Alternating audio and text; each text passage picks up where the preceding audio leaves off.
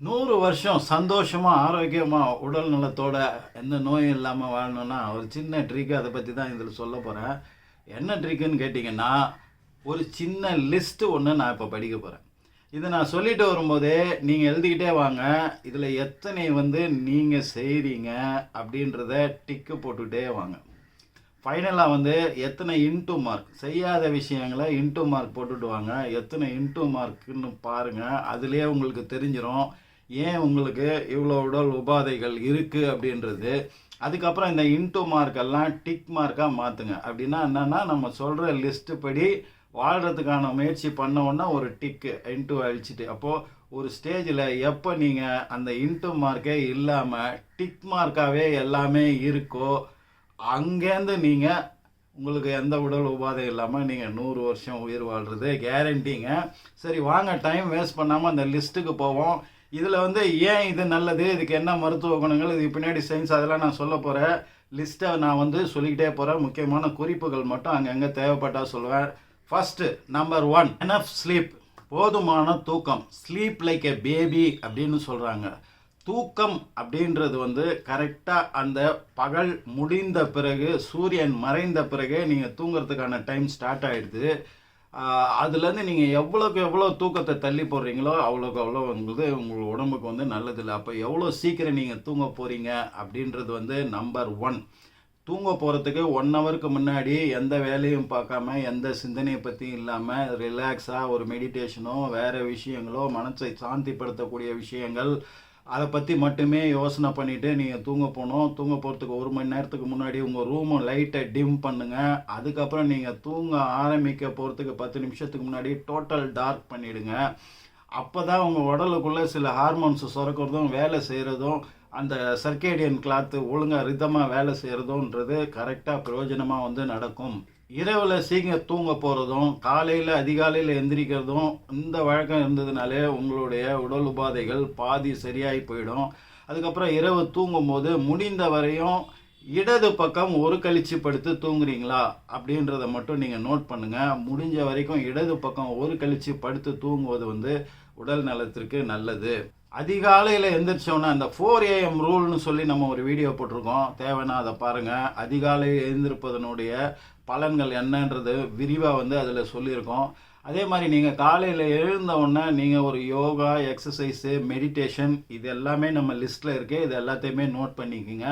அதிகாலையில் எழுந்திரிச்சு யார் யார் வாக்கிங் போகிறீங்க, நீங்கள் ஒரு 8000 ஸ்டெப்ஸாவது ஒரு நாளைக்கு குறைஞ்சபட்சம் நடக்கணும்.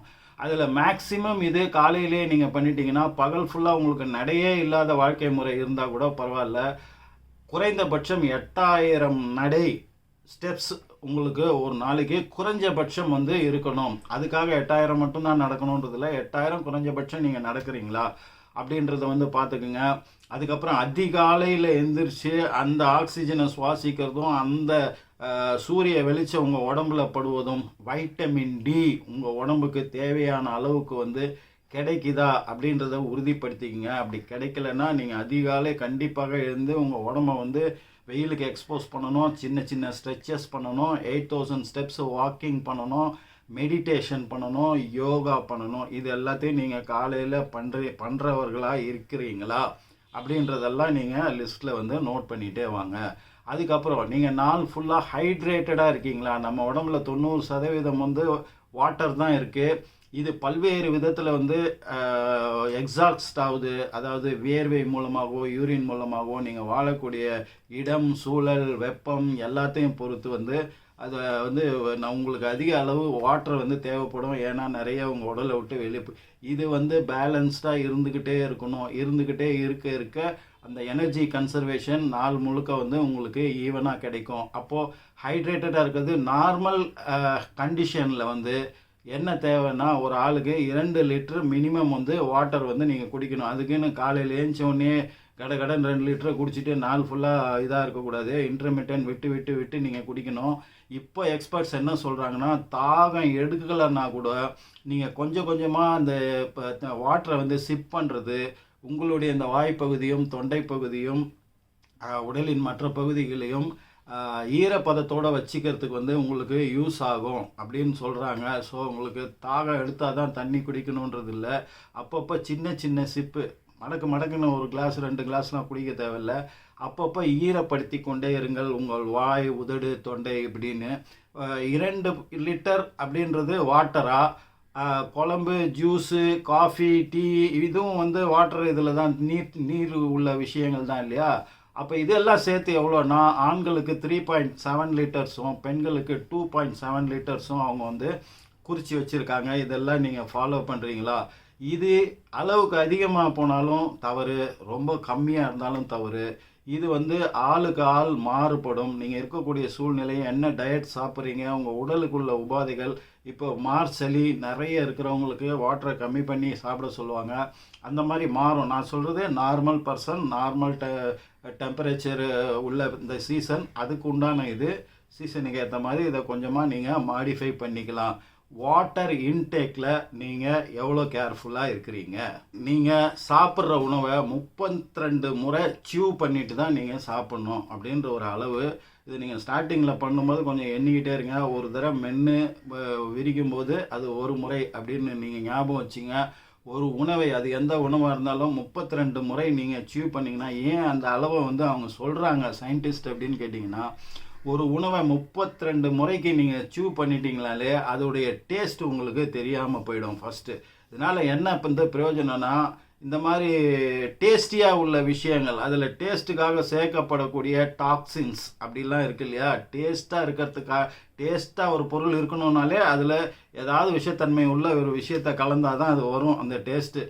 அதனால் அந்த டேஸ்ட்டை அப்படியே நீங்கள் முழுங்கினீங்கன்னா பிரெயினில் வந்து அந்த ரிவார்டு ஏரியா ஆக்டிவேட் ஆகி அது வந்து டொப்பமைனை ஒரே மாதிரி சுரந்து, இப்போ எப்படி போதைக்கு அடிமையாகிறாங்களோ அதே மாதிரி இந்த உணவுகளுக்கு அடிமையாகிற ஒரு விஷயத்தை மூளை வந்து செட் பண்ணி வச்சிடும். அப்புறம் நீங்கள் அதுலேருந்து வெளியே வரவே முடியாது. 32 டைம்ஸ் நீங்கள் சூ பண்ணும்போது என்ன ஆகும்னா, மூளையில் உள்ள ரிவார்டு ஏரியா ஆக்டிவேட் பண்ணப்படாது. டொப்பமைன், இதனால் டொப்பமைன் சுரக்கிற அளவு வந்து கட்டுப்படுத்தப்படும். அதனால அந்த பொருட்களின் மீது ஒரு வெறுப்பு நாளடைவில் உங்களுக்கு வந்துடும். அப்போ அந்த மாதிரி ப்ராசஸ்டு ஃபுட்டு, ஃபாஸ்ட் ஃபுட்டு, கடையில் வைக்கிற பேக்கரி ஃபுட்ஸு, இந்த மாதிரி உடலுக்கு தீங்கு செய்யக்கூடிய எந்த ஒரு உணவாக இருந்தாலும், டேஸ்டியான உணவாக இருந்தாலும், இந்த பழக்கம் வந்து நாளடைவில் உங்களுக்கு அதன் மீது ஒரு வெறுப்பை கொண்டு வரும். ரெண்டாவது விஷயம், 50% வாயிலே அது அரைப்படுவதனால வயிறுக்கு நீங்கள் வேலை கொடுக்கறது கம்மியாகும், சீக்கிரம் அது ஜீரணமாகும். நிறைய சலைவா, எச்சில் அதில் ஊறுறதுனால நிறைய சத்துக்களை அது உறிஞ்சி எடுக்கிறதுக்கும் ஜீரணம் பண்ணுறதுக்கும் இப்படி ஏகப்பட்ட ஒர்க் வந்து நடக்கும். அப்போ நீங்கள் 32 முறை சியூ பண்ணி பொறுமையாக சாப்பிடுவீங்களா? ஹெல்த்தி என்விரான்மெண்ட்னா சுற்றுச்சூழல், மாசற்ற சுற்றுச்சூழல். அப்போ நம்ம இருக்கிற இடம், அதை சுற்றி உள்ள இடத்தினுடைய சுத்தம், அதை பற்றி மட்டும் நான் பேசலை. சுற்றி உள்ள மனிதர்கள், அவங்க அன்ஹெல்த்தி ஹேபிட்ஸ், அந்த இப்போ ஒரு சிகரெட் பிடிக்கிறது, ஒரு குடிப்பழக்கம் உள்ளவர்கள், வேறு கெட்ட பழக்கங்கள் உள்ளவர்களுடைய அதிக நேரம் நீங்கள் செலவு பண்ணுறத தவிர்க்கணும். நல்ல பழக்கங்கள் உள்ளவங்க, காலையில் எழுந்துச்சி வாக்கிங் போகிறவங்க, ஜிம்முக்கு போகிறவங்க, நல்ல ஹெல்த்தி ஃபுட்ஸை சாப்பிட்ற பழக்கம் உள்ளவர்கள், நல்ல பழக்கங்கள் உள்ளவர்களோட அதிக நேரம் செலவிடுவது அப்படின்ற காரியத்தை நீங்கள் பண்ணுறீங்களா? சுகர் அவாய்ட் பண்ணக்கூடிய ஆட்களாக நீங்கள் இருக்கீங்களா? அது டீ, காஃபியில் நம்ம போடுற அந்த வெள்ளை சர்க்கரையை பற்றி தான் நான் பேசுகிறேன். அந்த சுகரை போடுறதா இருந்தாலும் சரி, ஜூஸ் மாதிரி அந்த மாதிரி விஷயம், ஐஸ்கிரீமு அந்த மாதிரி, இந்த மாதிரி ஒயிட் சர்க்கரை போட்ட விஷயங்களை ஒரு நாளைக்கு எத்தனை முறை நீங்கள் சாப்பிட்றீங்க? முடிஞ்ச வரைக்கும் இதை அவாய்ட் பண்ணக்கூடிய ஆளாக நீங்கள் இருக்கீங்களா? நட்ஸ் அண்ட் சீட்ஸ், இதை சாப்பிடக்கூடிய ஆளாக நீங்கள் இருக்கீங்களா? நிறைய பேர் சொல்கிறாங்க இதெல்லாம் அதிகமாக சாப்பிட்டா அதிக கொழுப்பு சத்து உடம்புல சேரும்னு. அப்படிலாம் கிடையாதுங்க. ரெகுலராக வந்து இந்த நட்ஸ் அண்ட் சீட்ஸு சாப்பிடாத ஆட்களுக்கு ஹார்ட்டு சம்மந்தப்பட்ட பிரச்சனையிலேருந்து, கட்டு சம்மந்தப்பட்ட பிரச்சனையிலேருந்து ஏகப்பட்ட பிரச்சனைகள் வருவதற்கு அதிக வாய்ப்புகள் இருக்குதுன்னு சொல்லிட்டு ஆராய்ச்சியாளர்கள் சொல்கிறாங்க. ஸோ முடிஞ்ச வரையும் உங்கள் பட்ஜெட்டுக்கு ஏற்ற மாதிரி நீங்கள் இந்த நட்ஸ் அண்ட் சீட்ஸை வந்து வாங்கி சாப்பிட்ணும். அப்படி இல்லைன்னா குறைஞ்சபட்சம் ஒரு கைப்பிடி வேர்க்கடலையாவது நீங்கள் சாப்பிட்லாம். இதுக்கு இணையான சத்து அதில் இருக்குதுன்னு சொல்கிறாங்க. ஸோ நட்ஸ் அண்ட் சீட்ஸை ரெகுலராக நீங்கள் உங்கள் டயட்டில் சேர்த்து கொள்ளக்கூடிய ஆளாக இருக்கீங்களா? அடுத்தது வந்து நீங்கள் காஃபி சாப்பிடக்கூடிய ஆளா? காஃபின்னா நான் இன்ஸ்டன்ட் காஃபி சொல்ல வரல, ஃபில்டர் காஃபி சொல்ல வரேன். இந்த ஃபில்டர் காஃபி வந்து நீங்கள் குடிக்கக்கூடிய ஆளாக இருக்கீங்களா? நிறைய பேர் வந்து சொல்லுவாங்க காஃபி வந்து அன்ஹெல்த்தி அப்படின்னு சொல்லிட்டு. ஆனால் சில குறிப்பிட்ட உடல் நலத்துக்கு வந்து காஃபி மிக மிக நல்லது. அதனால லிமிட்டட் அளவில் நீங்கள் தினம் காஃபி குடிக்கக்கூடிய ஆளாக இருக்கீங்களா? ஒமேகா 3 ஃபேட்டி ஆசிட் உள்ள உணவுகளை சாப்பிடக்கூடியவராக நீங்கள் இருக்கீங்களா? இப்போ நான்வெஜ் சாப்பிட்றவங்களா இருந்தால் பல வகையான மீன்களில் ஃபேட்டி ஃபிஷ்ஷில் வந்து இந்த ஒமேகா 3 ஃபேட்டி ஆசிட் வந்து இருக்குது. அதை நோட் பண்ணி வச்சுக்கிட்டு அந்த மீனை ரெகுலராக நீங்கள் சாப்பிட்டு வரக்கூடிய ஆளாக இருக்கீங்களா? அப்படி இல்லைன்னா நான் வெஜிடேரியனாக இருந்தால் ஃபிஷ் ஆயில் மீனெண்ணெய் மாத்திரை அப்படின்னு விற்கிது, அதை வாங்கி சாப்பிட்லாம். இல்லை நிறைய வகை கீரைகளில் வந்து இந்த ஒமேகா 3 ஃபேட்டி ஆசிட் இருக்குது. ஆக மொத்தம் ஒமேகா 3 ஃபேட்டி ஆசிட் உள்ள உணவுகளை ரெகுலராக நீங்கள் உங்கள் உணவில் சேர்த்துக்கொள்ளக்கூடிய ஆட்களாக இருக்கிறீங்களா? அப்புறம் வந்து கட் பாக்டீரியா அப்படின்னு ஒன்று இருக்குது. அதுக்கு நல்லது செய்யக்கூடிய அந்த பாக்டீரியாக்களை அதிகம் உருவாக்கக்கூடியதோ அதுக்கு உணவாக போகக்கூடிய உணவை நீங்கள் சாப்பிட்றீங்களா? அப்படின்னா என்ன அர்த்தம்னு கேட்டிங்கன்னா, இந்த வயிற்றில் இந்த கட் ஏரியான்னு இருக்கு இல்லையா, அந்த நெஞ்சிக்கூட்டுக்கு கீழே அடிவயிறு வரைக்கும் இதில் நிறைய குட் பாக்டீரியாஸ் இருக்குது. இந்த குட் பாக்டீரியாஸ் தான் மேக்சிமம் உங்களுடைய கெட்ட விஷயங்களெல்லாம் உங்கள்கிட்டேருந்து கழிவாக வெளியேற்றிட்டு நல்ல விஷயங்களை உங்கள் உடம்புக்கும் பிளட்டுக்கும் கொடுக்குற வேலையை செய்து. இந்த பாக்டீரியா இல்லைன்னா பிரச்சனை தான் உங்களுக்கு. இந்த பாக்டீரியா அதிகம் இருப்பதற்கும் அதிகம் உங்களுக்கு நன்மை செய்வதற்கும் உண்டான உணவுகளை நீங்கள் ரெகுலராக சாப்பிட்றீங்களா? அதுக்கு முக்கியமான உணவு என்னன்னு கேட்டிங்கன்னா ப்ரோபயாட்டிக் ஃபுட்ஸ் அப்படின்னு சொல்லுவாங்க. ப்ரோபயோட்டிக் ஃபுட்ஸை பற்றி நம்மளே ஆல்ரெடி நிறைய வீடியோ போட்டிருக்கோம். நீங்களும் நெட்டில் தேடிங்கன்னா கிடைக்கும். ப்ரோபயோட்டிக்ஸ்னா தயிரை துவச்சி வைக்கிறதுனால உங்களுக்கு நிறைய பாக்டீரியா அதுக்குள்ளே வந்து சேருது. அந்த மாதிரி ஊறுகாய், இந்த மாதிரி ஃபெர்மெண்டட் ஃபுட்ஸு, இந்த மாதிரியான விஷயங்களில் வந்து ப்ரோபயோட்டிக்ஸ் நிறைய இருக்குது.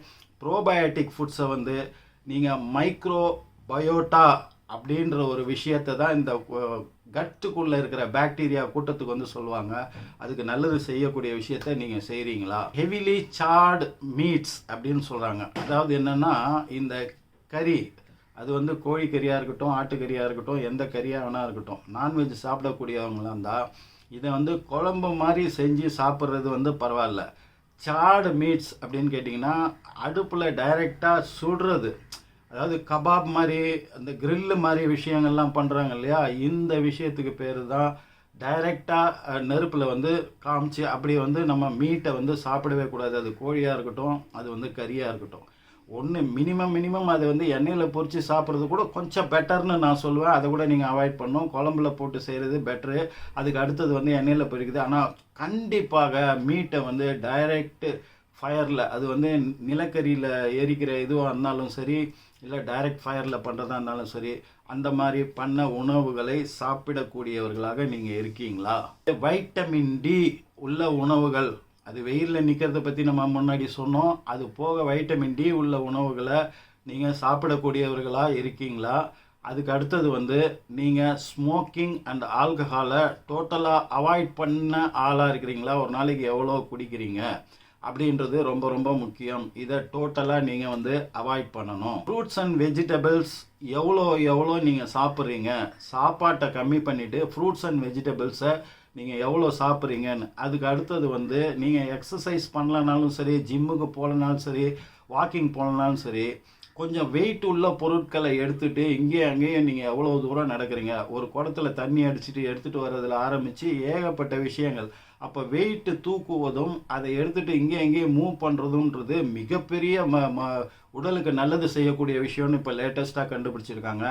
ஸோ நீங்கள் எவ்வளோ வெயிட்டை கேரி பண்ணி இங்கேயும் அங்கேயும் போகிறீங்க அப்படின்றது வந்து ரொம்ப ரொம்ப முக்கியம். ஹெர்ப்ஸ் அண்ட் ஸ்பைசஸ், மூலிகைகளும் நம்ம வீட்டில் இருக்கிற பொருட்களையே கூட நம்ம எடுத்துக்கோங்களேன். இஞ்சி, பூண்டு இதெல்லாம் வந்து ஹெர்ப்ஸ் வகையில் சேரும். ஸ்பைசஸ்னு பார்த்தீங்கன்னா பட்டை, ஏலக்காய், இந்த மாதிரியான விஷயங்கள், சீரகம், இந்த மாதிரியான ஹெர்ப்ஸ் அண்ட் ஸ்பைசஸை ரெகுலராக நீங்கள் சாப்பாட்டில் சேர்த்துக்கக்கூடிய ஆளாக வந்து நீங்கள் இருக்கீங்களா அப்படின்றத பார்த்துக்குங்க. அடுத்தது, உங்களை சுற்றி உள்ள உங்கள் குடும்பம், உங்கள் நண்பர்கள், உங்களுடைய உறவுகள், இதோட உள்ள சோஷியல் ரிலேஷன்ஷிப்ஸை எவ்வளோ ஹாப்பியாக ஹெல்த்தியாக வச்சுக்கிறீங்கன்றது ரொம்ப ரொம்ப முக்கியங்க உங்களுடைய உடல் நலத்துக்கும் மனநலத்துக்கும்.